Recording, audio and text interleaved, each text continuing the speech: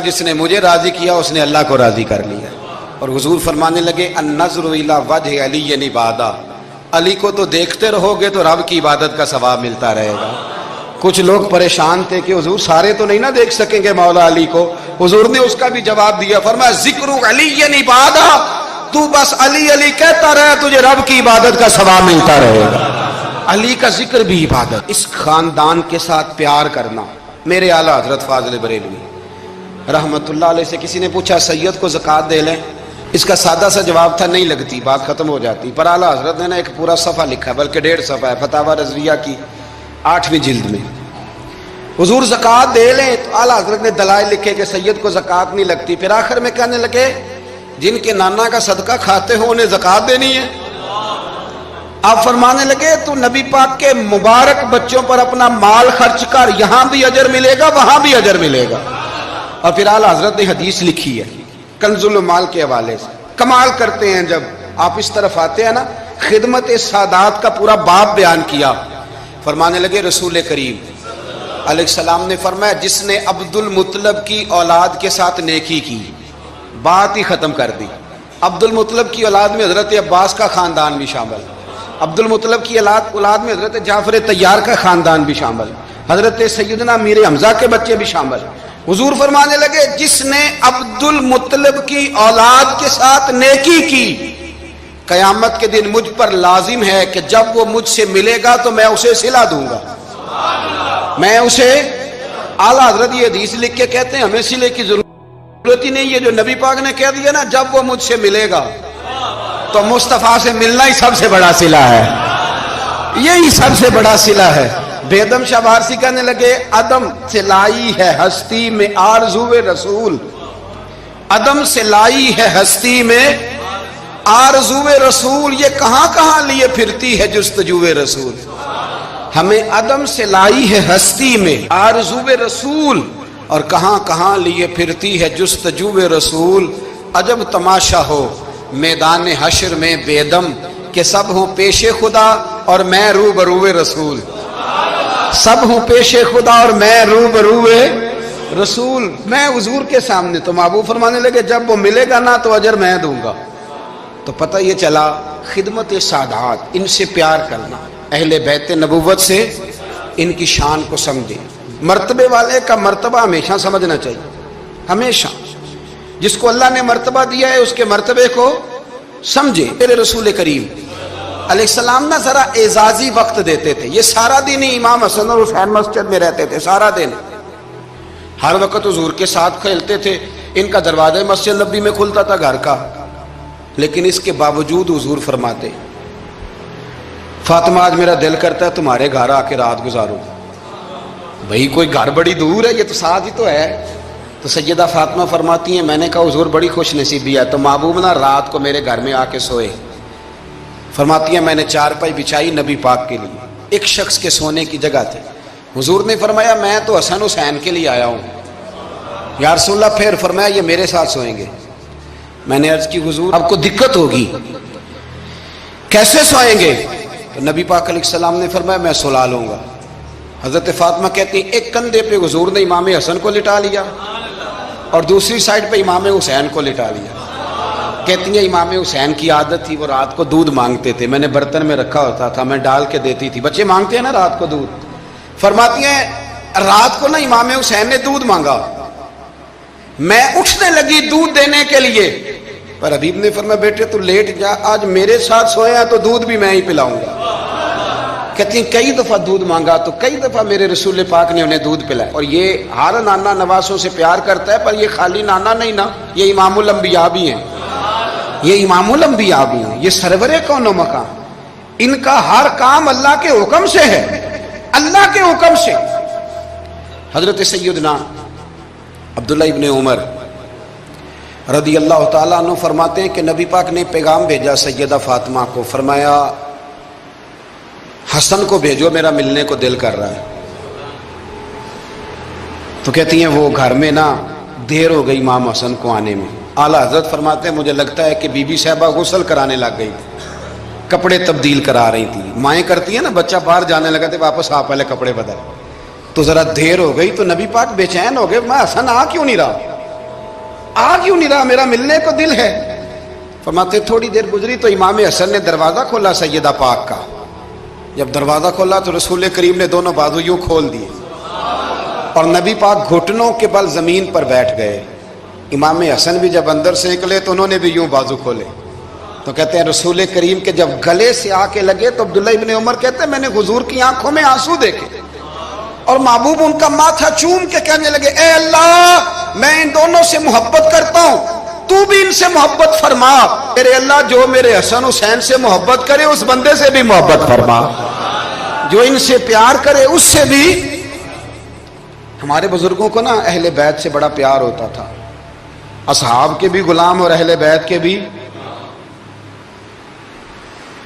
میں نے کہا ہے کہ اب ہمارے مزاجوں میں نا خشکی آ گئی ہے، اور یہ اخلاق کی بات کریں جی، سیدھی سیدھی نماز روزے کی بات کریں، اصول کی، وہ جو ادب تھا، وہ جو عشق تھا، وہ جو وارفتگی تھی، وہ حسن کدھر گیا؟ حضرت عمر سے زیادہ تو اصول پسند کوئی نہیں نا، ان سے زیادہ سخت مزاج اصول پسند بندہ تو کوئی نہیں نہ ملے گا امت کو۔ امام حسین 10-10.5 سال عمر تھی، بچے تھے، مسجد میں آئے، حضرت عمر خطبہ دے رہے، جہاں اصول کی بات ہوگی وہاں اصول کی ہوگی، اور جہاں عشق کی ہوگی، جہاں عشق کی ہوگی، نماز پڑھا کہ میں تیں ول ویکھاں مینوں تے کعبہ بھول گیا آئی۔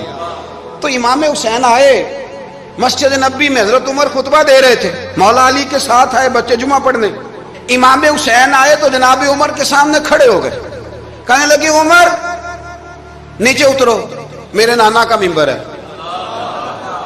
حضرت علی نے بازو تھاما، کہا یہ کیا کہہ رہے ہو؟ تو جناب فاروق اعظم فرمانے لگے جمعہ ہو رہا ہے، خطبہ ہو رہا ہے، لوگ جمعہ پڑھنے آئے ہوئے ہیں، اس میں اب بچہ آ جائے تو کیا جمعہ چھوڑا جائے گا؟ لیکن جہاں ادب ہے وہاں ادب ہے۔ حضرت علی کہنے لگے حسین یہ کیا کہہ رہے ہو، بیٹھ جاؤ۔ تو حضرت عمر فاروق فرمانے لگے علی آپ نہ بیچ میں ہیں، یہ میرا اور حسین کا معاملہ ہے، آپ نہیں بیچ میں ہیں، آپ ہٹ جائیں، میرا اور حسین کا مسئلہ۔ کیا کہا بیٹے؟ کہا عمر اترو، میرے نانا کا ممبر ہے۔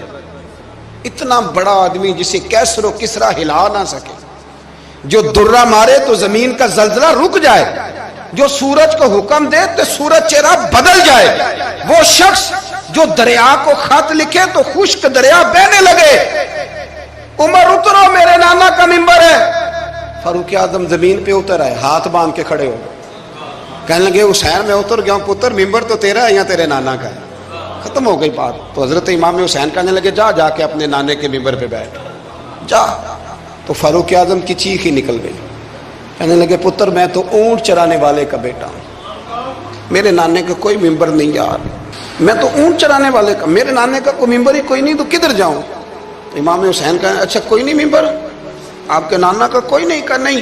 چل ٹھیک ہے پھر میرے نانا کے ممبر پہ بیٹھ جاؤ، اور میرے نانا کے ممبر پہ بیٹھ جاؤ۔ مجھے لگتا ہے فاروق اعظم بولے ہوں گے، انہوں نے کہا ہوگا کہ لوگوں میں مرضی سے نہیں بیٹھا، مجھے ابو بکر نے بٹھایا تھا، پھر حسین کے کہنے پہ اترا ہوں، اب دوبارہ مجھے حسین ابن علی نے بٹھایا ہے، کسی میں جرت ہے تو عمر کو ہلا کے دکھائے، طاقت ہے تو بھئی یہ پیار رسول اللہ کے خاندان سے، یہ وارفتگی، یہ ذوق، ہم تو ہٹ گئے ان چیزوں سے۔ شیخ الاسلام والمسلمین خواجہ قمر الدین سیالوی، خواجہ صاحب سچ مچ کے شیخ الاسلام تھے، اور اللہ تعالیٰ نے انہیں بڑا ہی اعزاز عطا فرمایا، بڑی بات تھی، ایسے شیخ بھی کم دنیا میں ہوتے ہیں، اور 20 علماء ان کے مرید تھے۔ پنڈی کے علاقے میں نا اپنے بہت سارے علماء، کسی علماء کی میٹنگ میں گئے تھے، علماء کافی تھے، تو ایک سید عالم تھے، انہوں نے نماز پڑھائی، عالم بھی تھے اور سید بھی تھے، جماعت کرائی، تو نماز کے بعد پتہ چلا کہ کوئی ایسی واضح غلطی ہو گئی ہے کہ نماز ہوئی ہی نہیں۔ اب ہمارے تو کسی نمازی کو کسی مسئلے کا پتہ چل جائے دوسروں کو جینے نہیں دیتا، کہتا صرف میری نماز ٹھیک ہے، تم سب کی غلط ہے، اور پھر بندہ عالم ہو، اسے پتہ ہو مسئلے کا، تو پھر وہ سانس لینے دے، یہ بڑا مشکل کام ہے۔ علم یہاں بالکل زیادہ ہو تو پھر بندے کو حوصلہ ہوتا ہے، اس پہ کو پتہ ہے تھوڑا پانی ہوتا ہے نا برتن میں تو آوازیں زیادہ نکالتا ہے۔ علماء سارے کہنے لگے جی جلدی سے بتائیں جی حضرت صاحب وہ نماز نہیں ہوئی، تو خواجہ صاحب نہ چپ کر جو، پتہ مجھے بھی ہے نماز نہیں ہوئی، پر مسئلہ یہ ہے میرا مولوی نہیں نا، یہ رسول اللہ کا خاندان ہے، اور تیری نسل پاک میں ہے بچہ بچہ نور کا، فرمایا یہ حضور کا خاندان ہے، چپ کر جاؤ، طریقے سے بات کرنی، ادب سے۔ اور کوئی عالم ہوتا تو میں لقمہ دیتا، یہ سادات ہیں، چپ کرو۔ کہ چلو، کہنے لگے میں نہ سوچ رہا ہوں کہ کوئی جملہ مل جائے تو شاہ جی کو کہوں کہ نماز نہیں ہوئی، حالانکہ بڑے عالم تھے خواجہ صاحب، بہت زبردست قسم کے محقق عالم۔ تھوڑی دیر کے بعد کہنے لگے لو جی مجھے نا مل گیا جملہ، میں شاہ جی کو بتانے لگا ہوں۔ کہا بتائیں؟ تو سلام لیا آگے جا کے، شاہ جی کے ہاتھ چومے، کہنے لگے حضور آپ کے پیچھے نماز پڑھی ہے، سید ہیں تو مزہ بڑا آیا ہے، ان 4 رکعتوں کا بڑا ہی مزہ آیا ہے، ہمارا دل کرتا ہے ایک دفعہ یہی نماز دوبارہ نہیں پڑھا دیتے، مزہ ہی بڑا آیا ہے نا، ذرا ایک دفعہ دوبارہ نہیں پڑھا دیتے نماز، مزہ بڑا ہے۔ تو شاہ جی کہنے لگے لگ مجھے بھی رہا تھا نماز کوئی نہیں ہوئی، اور میں کہہ رہا تھا شاید میرا وہم ہی ہو، لگ رہا تھا کہ نماز نہیں ہوئی۔ تو آپ بڑے سمجھدار آدمی ہیں، آپ نے سید کا ادب بھی بچا لیا ہے اور مسئلہ بھی بتا دیا ہے۔ تیری نسل پاک میں ہے بچہ بچہ نور کا، تو ہے عین نور تیرا سب گھرانہ نور کا۔ حضرت ابو ہریرہ رضی اللہ تعالیٰ عنہ امیر المومنین فی الحدیث، یہ بھی مومنوں کے امیر ہیں علم حدیث میں۔ یوں بیٹھے تھے سارے طالب علم آپ کے سامنے، حدیثیں سننے والے سینکڑوں لوگ، حضرت ابو ہریرہ حدیثیں بیان کر رہے۔ مدینہ منورہ میں تازی تازی بارش ہوئی تھی، امام علی مقام ابھی نوجوان تھے، امام حسین نہ آئے، بارش ہوئی، چھوٹے چھوٹے گڑھے مدینہ منورہ میں تو ان میں پانی کھڑا تھا۔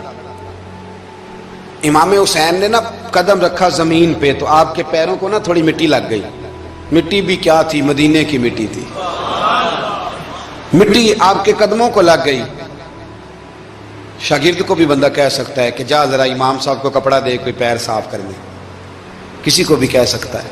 اور پھر بندہ پڑھا رہا ہو، بیٹھا ہو، اس کے سامنے عقیدت والے سننے والے لوگ آئے ہو، وہ سمجھتا ہے میرا کوئی قد کاٹ ہے، بڑی بات ہے میری، وہ پھر اس طرح ادب اداب کرے۔ جب امام حسین نے قدم رکھا نا زمین پہ مٹی لگ گئی، تو اب شاگردوں کا منہ اس طرف تھا، حضرت ابو ہریرہ کا ادھر تھا، وہ دیکھ رہے تھے۔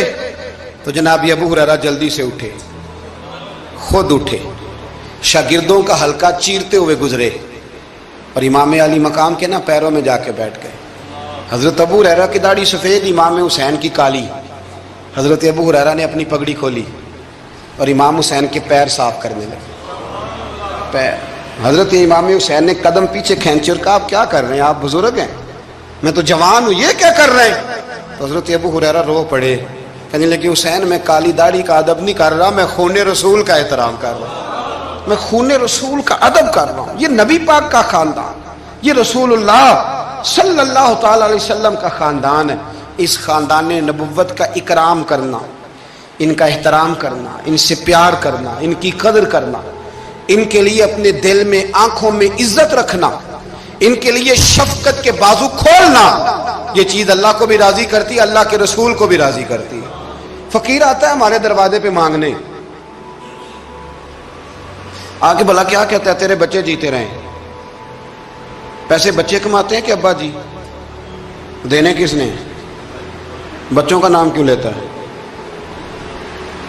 اسے کہنا چاہیے اللہ تیرے کاروبار میں برکت کرے، کمانے والا زندہ رہے۔ وہ کیا کہتا ہے، بچے، بھائی پیسے بچوں نے کمائے ہیں، کوئی بچوں نے دینے ہیں، تیرے بچے۔